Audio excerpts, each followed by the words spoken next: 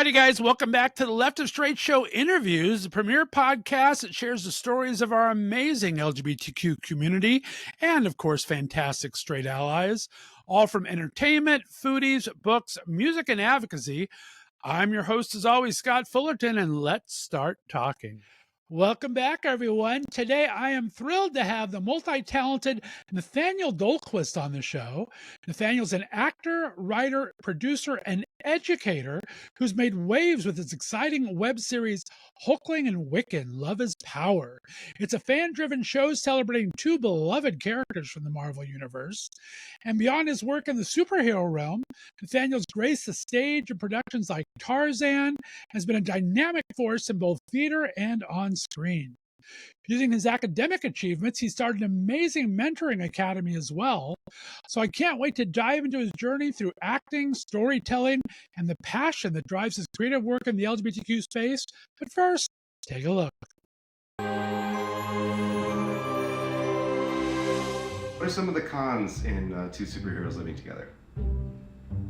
I don't know if there are any. There's not really any cons at all. Although, I guess there are probably a few. I mean, he doesn't really do a lot of laundry.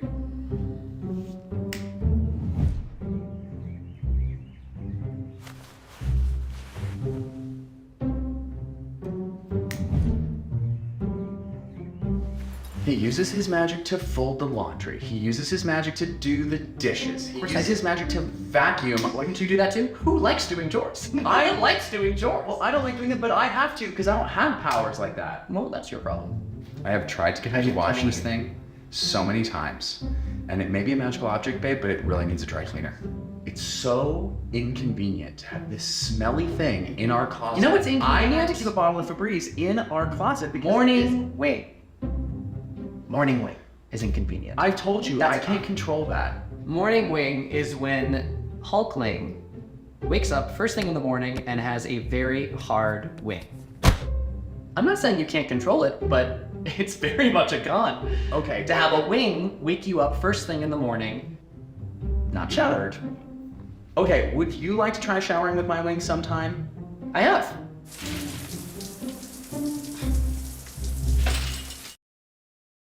All righty, we are back. That is Nathaniel as Hulkling in this fantastic web series we're going to be talking about in a little bit.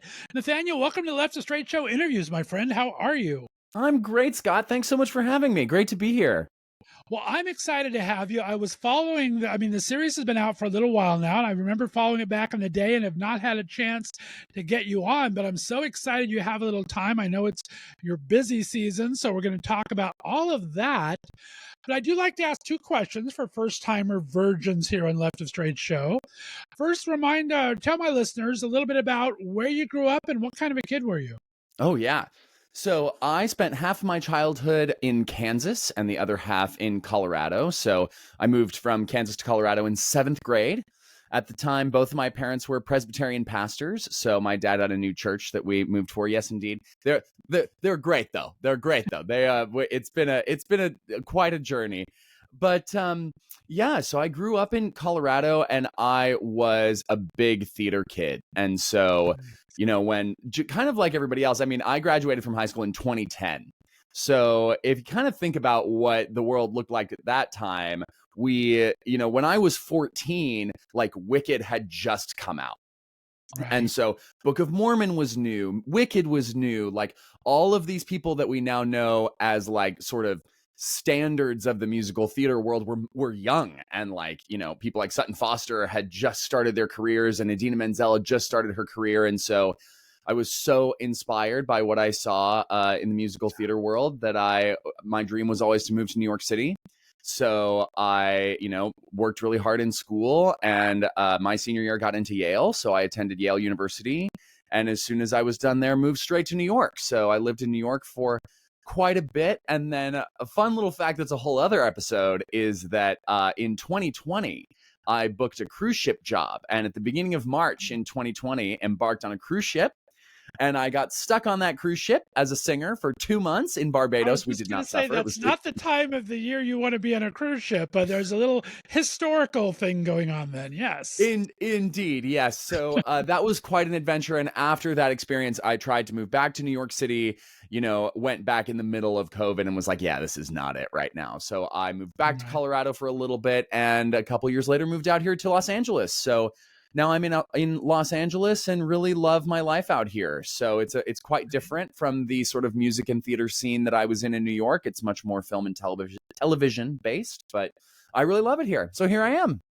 Fantastic. I love that. And I love that you're out and proud in the LGBTQ space. Talk about, when did you kind of first start coming out to yourself, and where do you feel you found your LGBTQ tribe? Was it going to school, or when did you start finding a tribe there?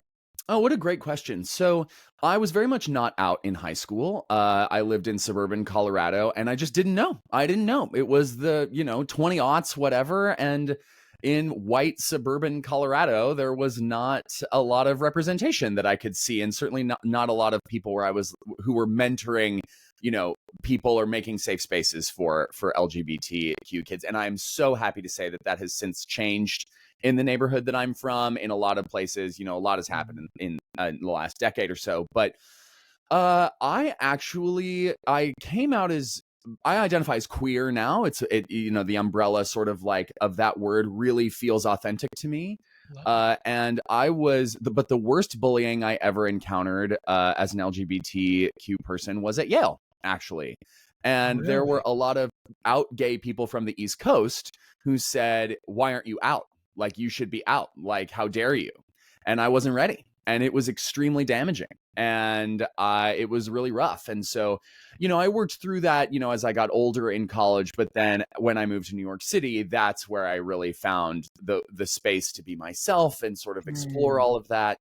And I'm honestly really grateful. I mean, we have the community, we have our challenges, now we certainly do, and have had for a long time. I do think things are getting better, but I am grateful to be able to be out in 2024, because that has just not always been the case. That's a really new thing. And especially for an actor who, wants to do big budget things and do things that have a wide reach, it's much more accepted in the theater community than it is in Hollywood. And I'm grateful that that's changing. People like Jonathan Bailey are really helping that cause and showing that it just doesn't matter. It just doesn't matter.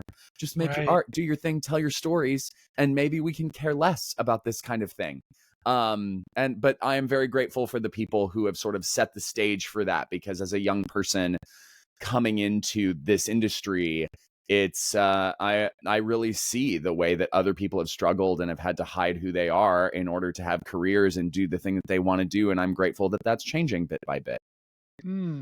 And I love that embracing of the word queer. I kind of feel the same way. I mean, I identify as gay, but it's like gay is it's a used word, right? It's meant a lot of things over the years, and queer is just such an all-encompassing kind of a great word. So I love that. It lets us be our own selves however we are. So that's amazing.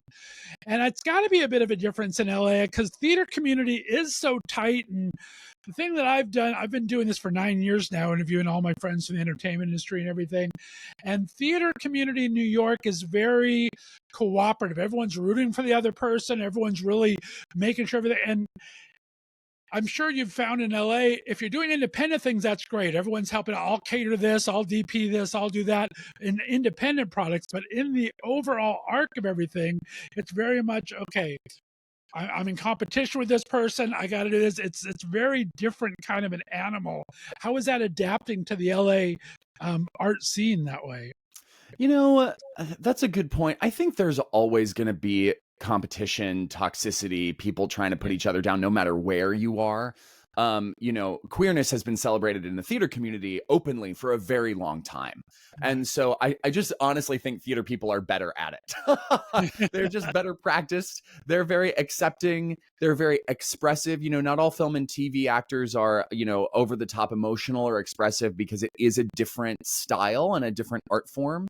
Right. And it's kind of like saying an oil painter and a charcoal painter. Like, yes, they both do sort of the same thing, but they use different tools and it looks different and it's a different mindset. So Right. yeah, the thing is, I have found a lot of really great people here in LA, and my boyfriend Logan is very, he's a fashion gay. And so Nice. he's always got, amazing new outfits and loves to be seen, and is just, always out there and will take me to these events and just is who he is. And I really believe that if we want the atmosphere to change, then we just have to show up to these spaces and be who we are, and create our own communities, and kindly say we're here too and part of this. And then people will forget there was ever a time where that wasn't true.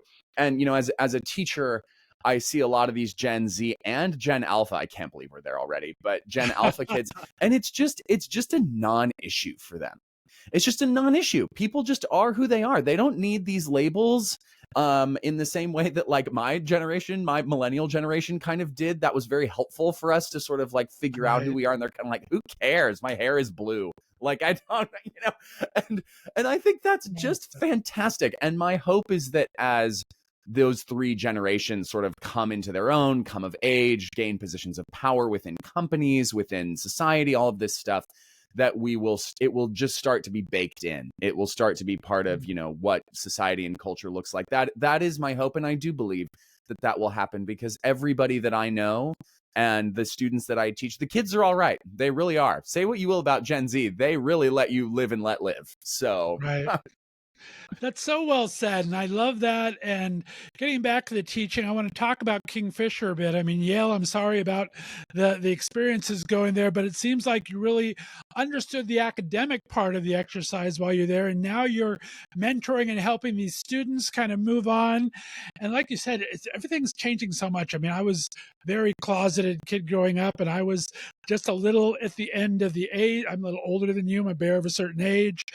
So I kind of were dealing with a little bit the ending of the AIDS kind of time when it was really scary. And now that I'm seeing, they're saying like 30 to 40% of young kids are coming out or self-identifying in some part of the queer spectrum. And I guess it's got to be exciting to you to not only teach their minds academically, but I can't wait for the first person whose college entrance applications all about their sexuality or something going to that part. That's going to have to make you feel proud as punch, I think. But talk about your work with Kingfisher. yeah, well, it's funny because my job, especially with the college application coaching that I do, is to help kids find their authentic selves, and even more importantly, to be able to express that through writing, and to be able to articulate what makes them special, what makes them unique, what makes them able to contribute. And you do not have to be a queer person to be special. There are lots of different ways to do that. I mean, I've got everybody from, blonde girls who ride horses who come to me and they're like, Nathaniel, how am I unique? I'm literally a blonde girl who goes to private school in New York and rides horses. And I'm like, we will find something. There's a way, because everybody has their own lens and their own way of seeing the world that is not just unique, but important and special.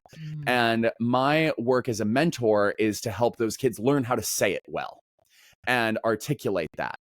And what brings me the most joy is when those kids can learn how to be vulnerable about things that have been difficult for them. And I ask them questions that they're 17-year-old kids. They've never been asked some of these questions before. I might ask them, what's the happiest you've ever been? Or what are your top 3 happiest memories, and what do they all have in common? So how can you take your experience and design a life that enhances and honors and like really revolves around the really good stuff, the unexpected things that your happiest moments have in common? It's questions like, what do you think is the most important trait in a friend? Or what is if you couldn't pick, climate change or political division or racism or any of the other like large social issues that sort of plague us all, what small thing do you wish you could change? What one piece of advice do you have for other people? And 17-year-olds are like, why are you asking me that? I don't know. Like, I've never thought about that. And I'm like, then get on it. Start thinking about it, because you're not too young. You're not too young to have answers to those questions.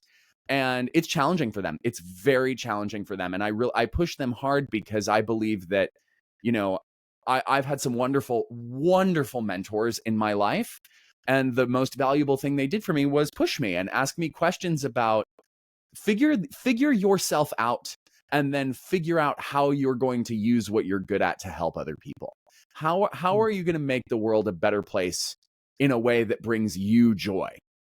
And not in the way, you don't have to self-flagellate or like serve something that you hate or do a job that you hate in order to help people.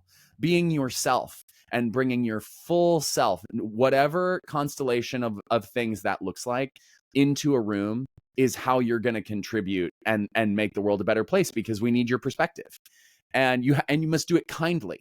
You got to find a way to do it kindly and constructively and not just push everybody else aside. You got to figure out how to collaborate and do this, because when we work together and bring our perspectives together, that's when we're able to really affect change, and when we're able to keep our eyes on the prize and march towards a thing that's going to be better for everybody. So that's a long-winded explanation of like, why do I love mentoring 17-year-old kids? Because I want to ask them questions that even if they don't know the answer right now, they can work on discovering the answer to while they're in college and, you know, in their 20s, and hopefully find something to guide their life that makes them happy and brings happiness to others as well. Good on you for doing that and founding that. And you've surrounded yourself with a great team. I mean, no man's an island. You have a great team behind you helping with this. But I love that that aspect of how your approach to this is. So congratulations on that. I love it.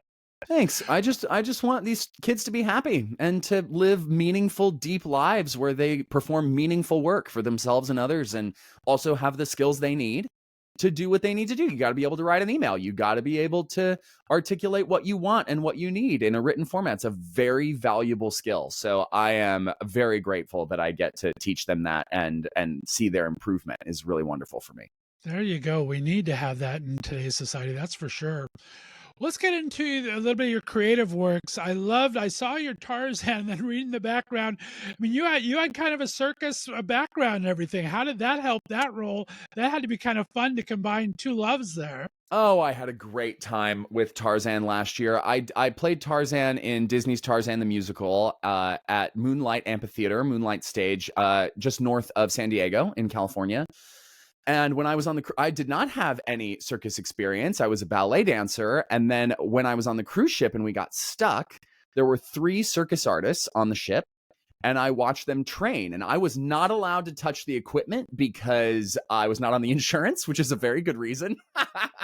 Yes. And I watched them dance in the sky, like literally in the air. And I was like, that is a combination of ballet and upper body strength. And that is a perfect fit for me.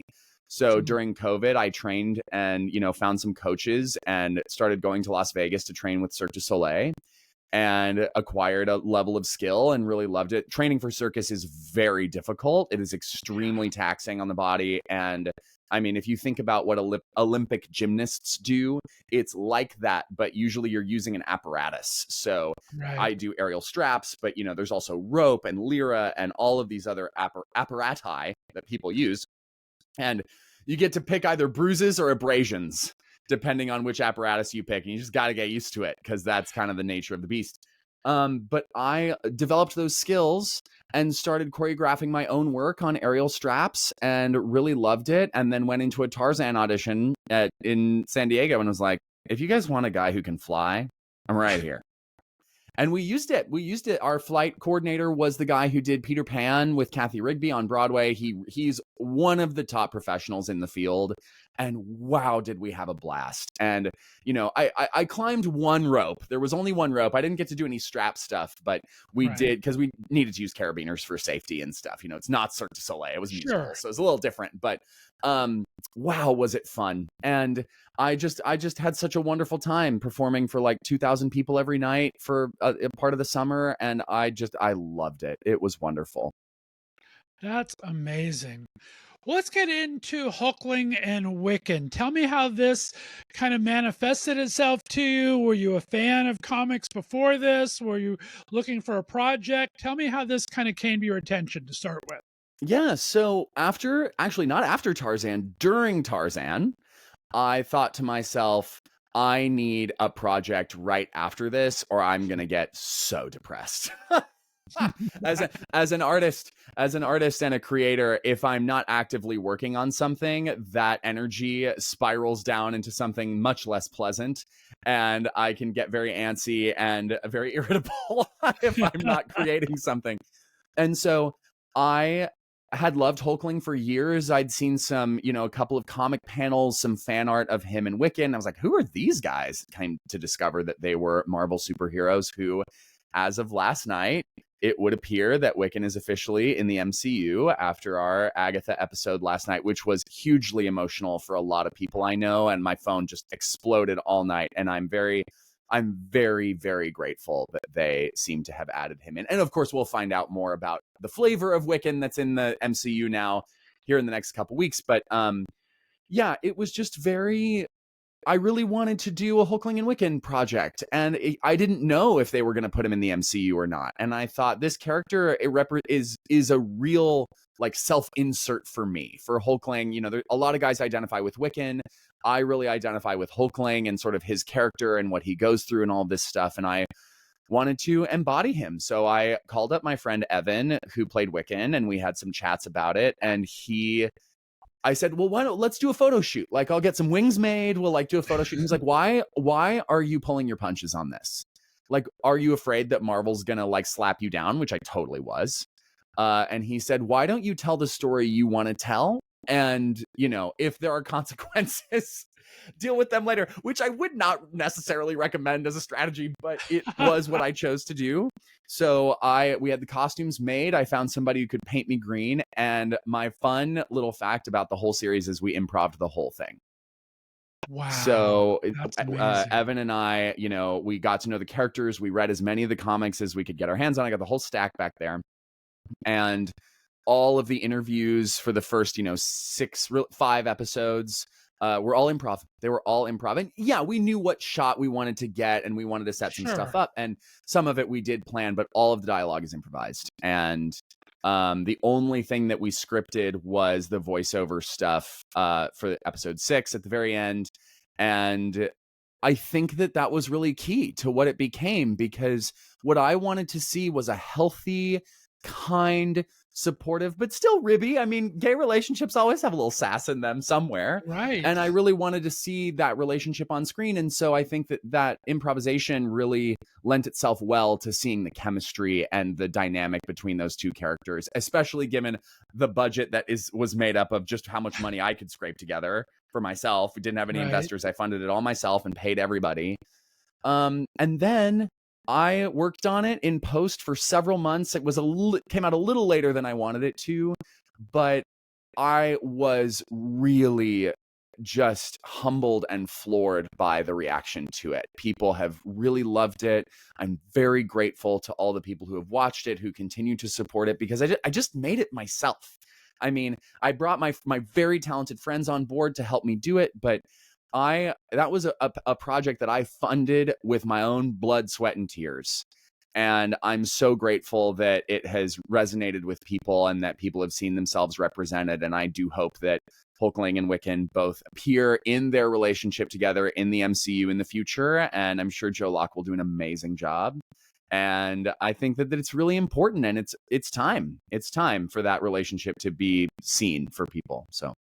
Agreed. Well, congratulations on all the success. And I think it was just, and I'm one of those persons where I'm the ask for forgiveness instead of permission too. So I know it's the riskier strategy to take, but that's my philosophy in life a lot of the times. And I think there's so much things like fan art and fan thing. I think people really appreciate it. I think the creatives of other things appreciate it. I know you've talked to some of the artists that have drawn some of these things in some of the comic book. I think they really appreciate because it is really an homage or it shows a love of something to create something like that, right? So yeah, I really wanted to honor what other people had created, because all of the authors that I have met, Josh Trujillo's a big one. His Hulkling and Wiccan comic is my personal favorite. It's called Possibilities. I love his work. I love the way that he, worked with those characters, and Jim Chung, who's the original artist. I really enjoyed getting to meet him and talk to him about it. But I wanted to do something that felt extremely grounded in the relationship in the comics. I wanted to basically bring that to life rather than try and, not that I couldn't create something new or, have a take on it, but I really wanted it to feel authentic because that's what people love about those characters. And that's what people identify with. They don't have a TV show or a film or, another place to see those characters except in those comic books. And so I wanted to just have them jump off the page. And I'm really grateful that I had such talented people help me make it look as good as I could. It really did look amazing. And I love I want you to talk about the Modern Family element of it, because you say, now that I hear that it's unscripted, that you guys were totally improvising, I'm wondering if there's an entire new series on the cutting room floor. Was it always planned to be that kind of interview style, or is that just the way your improv took it? Yeah. So actually my director, Evan, who played Wiccan, and I all sort of came up with that idea like independently. And Evan was like, hey, like, have you ever thought about what if this was like an interview, like candid cam type thing to just kind of show the relationship? Because we didn't have a budget for explosions, right? Like there are places where you can go green screen stuff in LA, and I could not afford it. So I was like, it was a budgetary constraint also. I was like, how do we make this feasible? How do we make this actually doable? And that seemed like a really good way to do it. And yes, there's a ton of footage that we didn't use. There's a ton of B-roll that we didn't use. It is a very expensive prospect to, keep doing it or, go back into it. And I wish that we could, but I really feel like we sort of completed the artistic inspiration and task that was before us. And yeah, there's some more stuff, and I wish I could make more of it. But I'm also now that Wiccan's in the MCU, I'm also not trying to like irk Marvel any more than I already have. Right. Yeah. No, I can understand that. And then there's we're in spooky season now. We're going to talk about for a second, and that's the horror genre's always had such queer coding. Superheroes always had such queer coding. Talk about how this do you see a resonance between the comic fans versus the LGBTQ fans? Is it a combined? Who do you find this marketing to, or who is finding this audience right now? Oh, what a great question. I am delighted to say that a lot of the people I've gotten to interact with on this series are comic fans, in some capacity a rainbow person, and also sometimes neurodivergent. There's a lot of neurodivergence in the comic book lover community, which is just so exciting to me because different brains are able to create different fun things. And I've really had such a lovely time meeting all kinds of people, especially at the cons that I've been to when I'm, dressed as Hulkling or even out of costume. People will come up to me, and it's all types of people. I will say it's mostly gay men and also the fangirls, because there are a lot of straight women who love this relationship, which is really great. And so I've been delighted to get to interact with those folks. And it's just really important to me that people feel seen. It's important to me that people see themselves on screen. And, one of my students is actually taking like a survey of film class. And, I've seen clips of all these movies from the last 2 decades now. And, even though we still have a long way to go representation wise, it's pretty clear that we've made some improvement, because the cast of these movies, it's not all just like straight white men anymore. Right. And we have there's a long way to go. And we certainly need more representation everywhere. But I think that especially with all of these, rainbow people of any type of, any sexuality and any gender identity, any neurological identity, it's important to me that they get to see themselves, something that represents something true to their experience. And that's why I love this Agatha show so much, because it's so queer coded. And with the new X-Men 97 that just came out, I've had a lot of conversations with people about, why are the X-Men so queer? Like, a lot of these characters are straight, but why do queer people love the X-Men so much? And it's because of the mutant aspect. It's because of the outcast nature of these people. And so to me, what's exciting is that queer coded just means that the character has a way for people to see themselves in it. they don't have to, the character themselves does not have to be queer in any way. Like Jean Grey is a great example, or Storm, like these powerful women who are still outcast from society because of what they can do and their abilities and who they are. Like that is queer coding. And that's really exciting because I think it opens representation and opens the possibility for who can you identify with? Like take it wherever you can get it and see yourself, and then, find out what that means to you. So I'm grateful for these superheroes, for these comics, for this way that people can see themselves, because it's important. It can be life-changing and make people feel less alone. Well, you just hit it out of the park with this series, and I can't say how much how proud I am of you. And like you said, it's representation in all of its forms, and especially for our queer community, it gives a whole. I mean, you have your Heartstoppers out there, you have all these other things, but it's great to see a relationship, a male, female, whatever, have female relationship out there that is a positive thing, right? A lot of them, there's so many coming out stories and there's so many tragedy stories, but to see a true love story out there is something, as I think, a feat accompli as far as I'm concerned there. So congratulations on that part.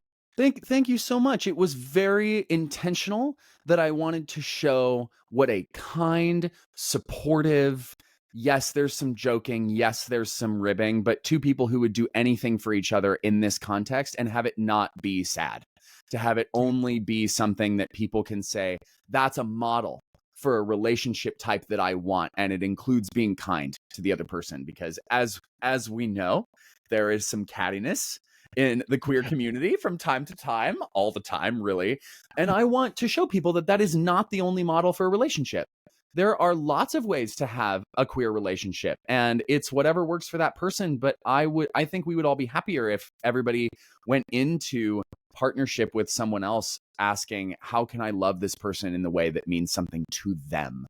And give my love to them in a way that actually makes their life better, and in a way that I can support them and laugh with them and elbow them in the side and know that they would do the same for me and really be there for me. So thank you for noticing that, because that was exactly what I wanted to do, is show that type of relationship. So it was amazing. And talk about, for you now, you've put this project together, bootstrap the entire thing here. Talk about how you see yourself now. Was it a good balance to be both producer, writer, actor, and everything? Do you find you like that multitasking, or how do you find yourself drawn to other projects now? Do you find yourself more in the producer, writer realm, or do you find yourself more in the acting realm that's drawing you to projects now? Oh, what a great question. Well, I think in the year of our Lord 2024, artists who want to make a living / make their own work have to wear as many hats as they are able to wear anyway. And I do not pretend that I can wear them all well. That's why we need other people. But I just I just shot a TV show last week for about 5 days as an actor, and I was like, this is great. God, this is easy. Like, I just love this so much. I got to be an evil British prince. Like, I had an absolute ball. It was so fun. And it was a blast to watch other people do all of that hard work. I do have a new series that I'm working on now that's called The Ice King's Heart. And it's in post right now. We've shot it, that my editor is working on it. I dropped off the hard drive a couple days ago. So we're in on it. And it is, like I said earlier, kind of like a character who simply is, and has a sexuality that doesn't need a definition, and has had relationships with men and women and people, all types of gender identities. And that project will hopefully be coming out around December. And I'm really excited for it. So, but I did get a producer this time. Like, yes, I can do it, but God, does it help to have friends? It helps to have friends, right? Who can help share the burden of that, or the load of it, because it is a lot. And when you're independently producing things, in order to do it well, there are a lot of moving parts. And the good news is there are extremely talented people everywhere. And why they have not been offered jobs at studios is beyond me, because they're so talented, but there are only so many of those jobs, and there are a lot of people who could do it if they just got the contract. And thankfully, I'm friends with some of them. So. There you go. Well, and it's coming full circle. When I started doing this back in 2015, web series were the way to go because there was not a lot of ports out there for independent actors, for LGBTQ actors. So everyone was creating their own series, and web series was making a huge renaissance then. And now, because of strikes and things like that, there's just not that many projects. They're not greenlighting much writing work. And I almost see it coming back again, where I'm going to start seeing artists and everything. And now that you can shoot a movie on your phone, I think we're going to see a lot of that coming back around again as we have amazing creatives such as yourself finding projects that are really going to start resonating out there. So good luck in everything you do, because I can't wait to see this new one. You're going to have to come back and talk all about that. That's for sure. Oh, I can't wait. It's gonna be really, really fun. And I think you're exactly right.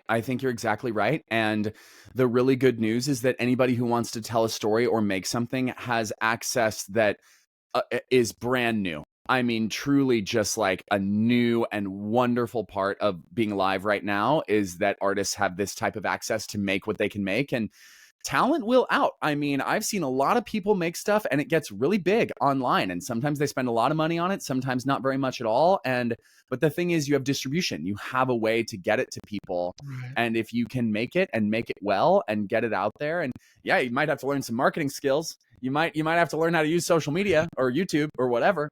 But I am very, very excited to see what these talented artists, these young people are going to come up with, because they simply can, and they don't have to go through a chain of executives to get greenlit and approved, and then have to edit their work and their story because it's like not what the studio wants to see or whatever. So I think we're going to see some really amazing creativity in the next couple of years as people keep creating. So 100%.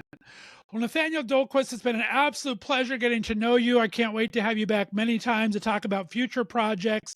Let everyone know where they can find your fantastic website. Gives a little information about you for all of my producers and everyone out there that are looking for great talent, and where all the fans can follow you on social media.